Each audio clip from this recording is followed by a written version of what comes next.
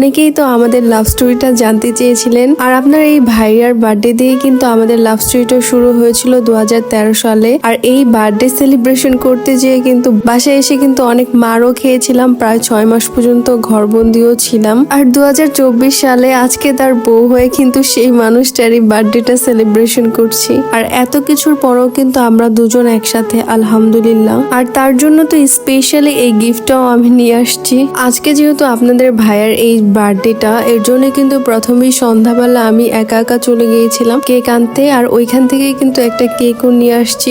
আর আমি চাচ্ছিলাম যে একটু ঘরে সুন্দর করে তাকে একটু সারপ্রাইজ করতে বা ডেকোরেশনটা করতে। এর জন্য কিন্তু এখানে আমি ডেকোরেশনের সবকিছু যেহেতু আগে থেকে নিয়ে আসছিলাম, আর এখানে কিছু জিনিস বাদ ছিল, ওগুলোও কিন্তু আমি কেক কেনার টাইমে নিয়ে আসছি। আর এখন আমি রুমের একটা কর্নারে ডেকোরেশনটা করব, আর এর জন্য প্রথমে রশিটা টাঙায় নিছি। তারপরে কিন্তু এখানে আমি বার্থডে